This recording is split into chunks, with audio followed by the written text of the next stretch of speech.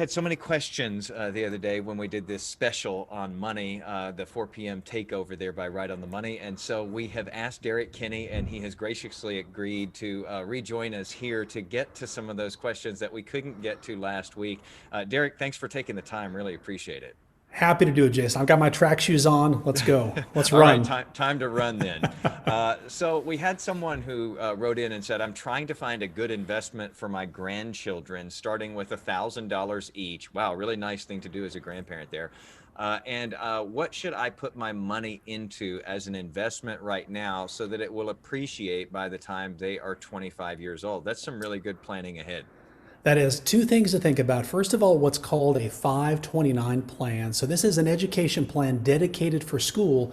The benefit is it grows tax deferred and you can pull it back out tax free. It's a nice incentive for people to save for education. Here's one thing I would do to supercharge that though, based on the age of your kids. You could also set that up and involve them in the discussion process of how to invest it aggressively, conservatively, or you can set up a non 529 account, just an individual, what's called a brokerage account. Let them pick out some stocks or some companies that their friends like or they like, and then they can get even more involved because if they're wearing, for example, Adidas shoes or they're wearing something from the Gap and they buy those stocks, they're more tuned into how the market works. So there's some lessons and savings at the same time. Yeah, I think we touched on that with someone else who asked a somewhat similar question last week, and this really is a good educational opportunity to be able to help kids to learn about investing as they grow. That's exactly right. And as I like to say, never let a good crisis or a lesson go to waste. And this is a good example of that. So let's get to the next one here. Someone asked, is investing in silver a wise investment? Now, we don't like to give like very specific advice, but I guess I would broaden that out and just ask you about metals in general, because we've seen, gold has done extraordinary things in the past several years. I think it's one of those things that a lot of people don't really maybe understand, but they see some headlines and they think, gosh, I should probably get some of that. Yeah, so think about metals, silver, gold, even crypto, for example, are all classical, what are called hedges against inflation, meaning that when inflation goes up, the values of things can go down, but the metals tend to hold their values. Now, what often happens though is when inflation goes up, those do relatively well, but when they go down or they've been steady like they have the past several years, there hasn't been much growth. So what I encourage people to do, if you want to buy silver, do two things. Buy a small amount so it doesn't really, let me start that again. So it doesn't impact the overall portfolio is what I would say. You don't want to put too much there where if it goes down, you can't retire. But the decision then, Jason, becomes do I buy silver bars, which you may see on late night television being advertised quite a bit, or can you just buy the mining companies? And that's what I would suggest you do is you can buy, for example, an exchange traded fund index that invests in the mining companies. So there's no risk of people breaking into your house to steal the silver bars. You can simply buy and sell that like a stock, which makes it easy, lower cost, and it can be part of a diversified portfolio. Again, talk to your advisor to see how much is best for you. Yeah, it's a good idea too, because then you can kind of expose yourself with some of these different ETFs to a number of companies, and it's going to fluctuate along with the market, but maybe you don't fluctuate as wildly when things really get kind of nuts. That's exactly right. And one thing that we do know is with new presidential policies, with the economy improving, we may see a lot of zigs and zags. And so if a person does want to buy silver or gold for that matter, watching, take a little bit of it, part of your play account, if you will. Maybe you put a couple $1,000s there and see how it does. And then if you like it, gradually ease money into it. I never like to put too much down on one bet. I'd rather gradually ease it. And that way, if you lose it, you've only lost a contained portion of the portfolio. But if it goes down and you believe in it, you're buying more as the share value goes down as well. So when things come back up, when the sun comes back out, those seeds are in the ground, they tend to blossom pretty nicely. There's some good advice there. Someone asked about the pros and cons of intuitive investing. And I know that we talked a lot the other day about robo investing, these sort of AI driven automatic programs where you don't have to know, a gazillion things about the stock market. It sort of helps to make those decisions for you. Is intuitive investing the same sort of thing? You know what? I've actually not heard that term before. So Okay. let's pretend that what the person is talking about is more of a robo type advisor or more automated. Hmm. So, first of all, even though it may be automated, it's still up to you as the investor to pick out a program that you understand. Even if you delegate that to someone else, you still want to sleep well at night knowing that you picked the right person or the right program. What I would still do though is this: on a quarterly basis, take some time, pour you a glass of wine, brew you a nice cup of coffee, and review how the money's doing and is it in alignment with what I want. For example, if there are companies that you really believe in, is this model investing in those companies? Or if there's companies that you really don't like what they stand for, you want to make sure that you're not investing in those as well. So you can still control your money even though you're sort of delegating it to someone else. Yeah, and I think it's also good over time to check to see what that performance is looking like. Is it kind of mirroring what the market's doing? Are you lagging way behind? Are you way out in front? In which case you probably picked a good one.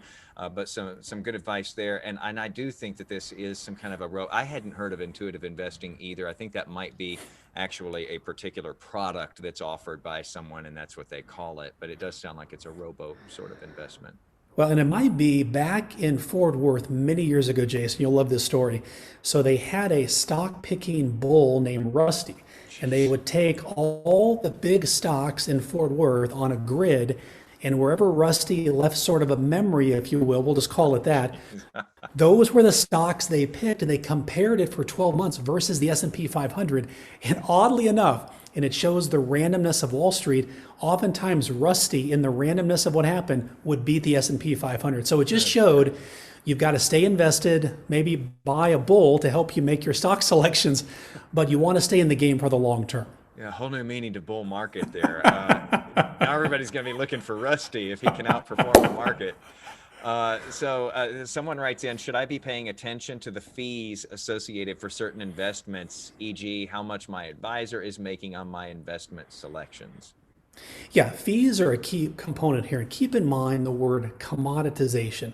You could buy a stock, a mutual fund, almost any investment from anyone these days, or buy them online. Those are commoditized products. They're almost the same. The difference you're paying for is the mind and the intellectual capital that your advisor brings to the table. So, as I would tell my clients prior to selling my practice, we would almost go into low cost items exclusively. However, in some cases, there'd be investments where it made sense to pay a higher fee because the performance or the opportunity was higher. And so don't just say, I'm not going to go into those because the fees are high. Understand the case and why it may make sense. But fees do make an impact, especially if you're index investing. But ultimately, as I've talked before, and I believe in the power of an advisory relationship, find someone you align with. You can put your name to someone who understands and listens to you. And even if you pay more in fees, you're likely to make better decisions if the person is very consultative in their style of how they work with you. And especially, yeah, if you're understanding what's happening through the whole way there.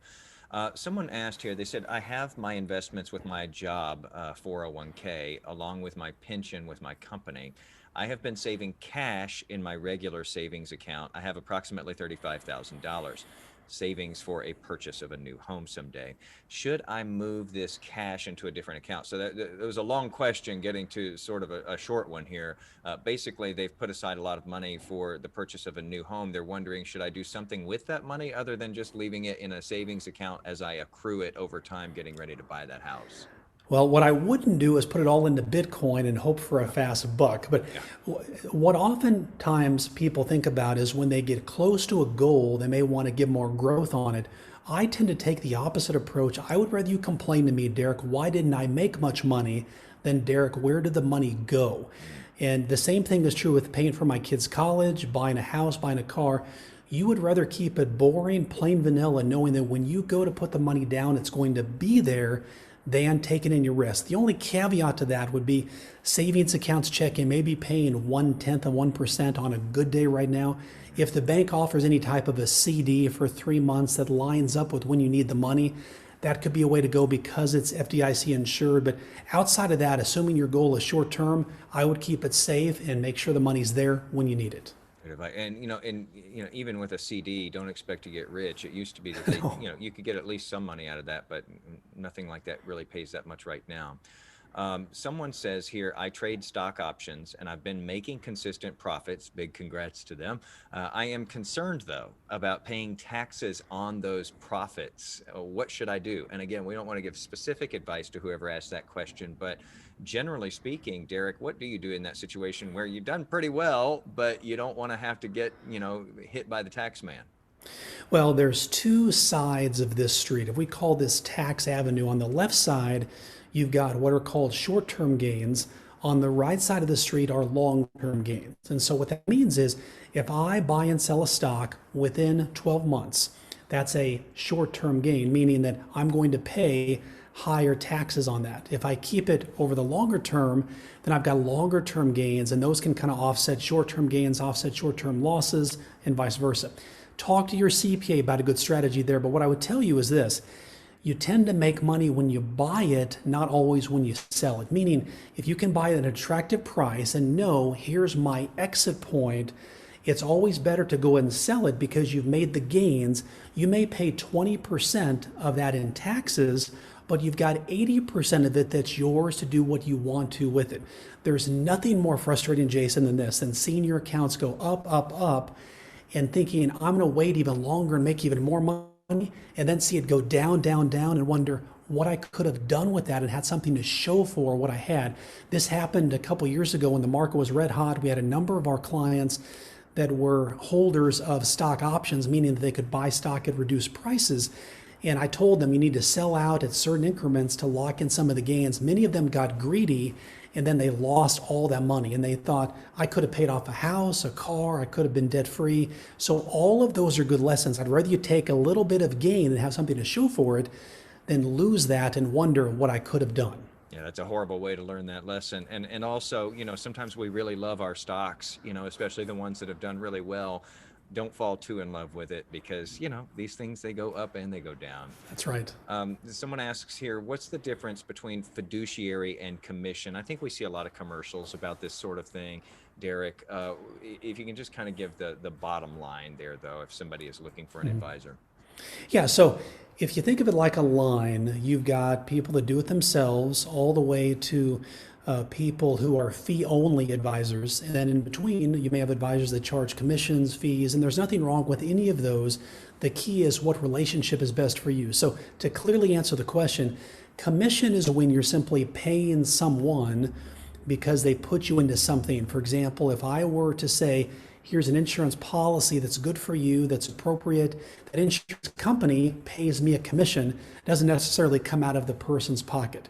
However, if I go into a mutual fund, that advisor may receive a commission that you pay for out of your pocket. That's separate from what's called a fiduciary. The fiduciary standard extends more broadly, Jason, and that is, if this were your grandmother or your mom, what would you do for them? What is putting the needs of the client above your possible commission or the fees that you can make? And that's a standard that's not likely to go away anytime soon. And I think that's where you want to make sure that you can know the advisor, trust the advisor, and feel like they're a competent advisor that clearly has your needs first in their planning. Now, do you generally find that a fiduciary then will cost me more to get than someone who's working off commission? Because they've got to make money somehow. They do. So there are several ways to make money as an advisor. One would be strict commission, where I make money if I sort of sell something or put you into something. The trend right now, though, is more what's called fee-based, where you pay a set fee to an advisor or a percentage of those assets. So as those assets grow, the advisor gets more because you're making more money. If the account goes down, the advisor gets less as your accounts go down. You're sort of in the same boat rowing together, which I like that model. So it depends on, again, stylistically what a person wants, or if you want to manage this yourself because you take the human component out and you manage it yourself, it's going to be a less expensive offer. So the key here, though, is if you work with anybody, the big name people or a local person here in DFW, ask, are you a fiduciary, and what does that mean? And the answer they should give you is, we look at what's best for you, the client, and ask the questions about what it is that you want based on your goals. Then we put the puzzle pieces together based on what you want. And the key here, Jason, is this, that they fully disclose fees, commissions, those kind of things. There's nothing wrong with that, but as long as you, the client, know, kind of pull back the curtain a bit and share with the client, here's how this works, people are very happy once they know the behind the scenes. Yeah, information is definitely power. You want to get all the info that you can get. Yes. Someone says here, I am retired and have a profit sharing account from a previous employer. It hasn't been cashed in, so it's all just still sitting in there. I do my own taxes, but have never included that account as income. Should it be reported? I actually looked that up, Derrick, because I didn't know the answer to that, and I was interested to see, and I want to see if I got this right, that you don't have to report that it's not taxable until the distributions start, until you actually start getting income, you start making money from it, they start giving it to you, then you do have to report it. Is that as you understand? That's right. Again, always good to talk with your CPA, your tax professional, but yeah, until you take money out, it doesn't count as income. Now, the question to ask yourself though would be, since you've got the money at your previous employer, A, are you comfortable with the performance of how the account is doing? B, are there some other options? For example, some called a self-directed IRA, where you can roll over a retirement account the company you invest in. You can then hand select what you want that to go into. And also it may make sense to consolidate that as part of your overall planning. So again, if you're comfortable, you can keep it where it is, look at the fees, look at the options, but from a tax standpoint, you should be okay right now. I have someone who says they have a life insurance policy. They pay $138 a month for it. They've paid on it for at least a year. It is a $50,000 life insurance policy. This person says they're 63 years old and they invest in, should I invest in an annuity instead of making these payments for a policy? Again, we don't want to get into specifics for you because everybody's situation is very different. But what do you just think overall as far as annuities go for someone who's in their 60s if they're interested in sort of building some sort of an insurance policy?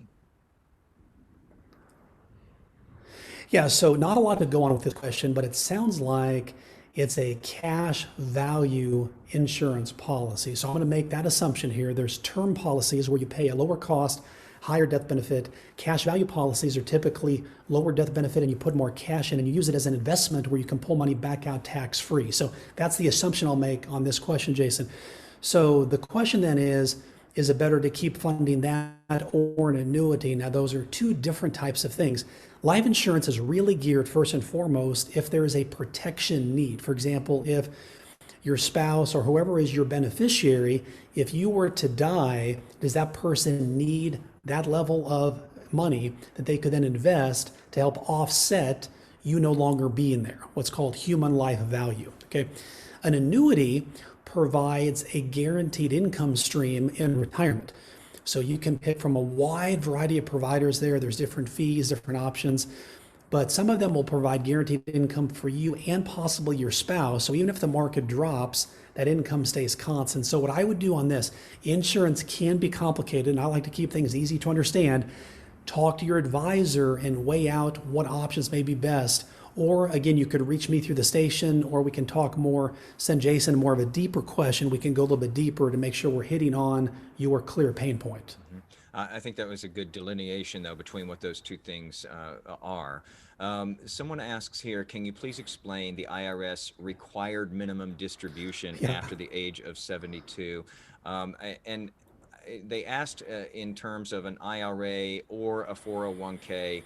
I can say for a 401k in particular that you do not have to take you can be exempt from a minimum distribution after the age of 72 if you're still working and you don't own more than like 5% of the business that you want to work for, and you do have an employer sponsored retirement account with the business you work for. That's straight from the IRS there. But just generally speaking, though, Derrick, the idea of a required minimum distribution after the age of 72 for something like an IRA is that you can't just leave it locked up in there forever. You've got to actually start taking some of that money out. Yeah, this is when Uncle Sam says, show me the money. And what this means is you've had this entire time period to let the money grow tax deferred, and in some cases pay no tax at all on it. This is them saying you've got to take out a required minimum distribution, RMD. Here's how this works. So on December 31st of the year before, they will send you a notice that says, here's the balance that you've got to take this RMD based on. And they'll send you, here's what that dollar amount is, okay? So you then have that entire year for the most part to take that withdrawal. Again, talk to your CPA and your advisor about how to time it. What I would tell you though is this, sometimes people say automatically take it at the end of the year, the first of the year. What I always suggest to people is let the market pay those taxes. In other words, if during the course of the year there's clearly a trend that shows the market is high or has reached a high, that may be a perfect time to take that RMD to sell what you need, where the market has sort of paid for those gains. You still pay tax on it, but then you move that money, either send it to your bank, checking or savings account, or put it somewhere else. Now, there's also another alternative where people can take money out of those IRAs as part of an RMD and give it to a charity, which then avoids the taxes. So that can be a strategy that not a lot of people know about. So again, talk to your CPA, talk to your advisor, but again, you're playing this money game to win, and if you know a couple simple rules, you can actually do better than most other people out there. There's always little tricks there, and that's why we turn to you for these things. We got three more here, Derrick. Okay. Someone says, my husband and I are both retired. We're both in our 80s. We have rental properties that we're considering selling or leasing. We know the market for selling a home has skyrocketed. At this time, we want to sell or lease one property. Should we sell or lease? Either way, we have to spend approximately $20,000 to fix up the property. Again, I'll reiterate, we don't give specific information out because everybody's circumstances are different. We don't want you coming back and getting mad at us if something goes wrong. But just generally speaking, right now, I think you're going to make money, don't you, Derrick, if you sell or lease at this point because of the way this market is structured right now, and it doesn't show any signs of letting up. Yeah, here's how I would approach the thinking for this couple. What is it that you want? In other words, we work with clients in the past and they have large rental property portfolios and they really don't like it because they become the landlord and they want to get out of that business. Others love it. So ask yourself, 5 years from now, what's going to put you in not only a better financial position, but you'll feel better at night knowing that you have more peace of mind. So if your goal is to simplify your life, then selling the property may make perfect sense. You lock in a great gain. We know now that oftentimes people are bidding much higher than the asking price.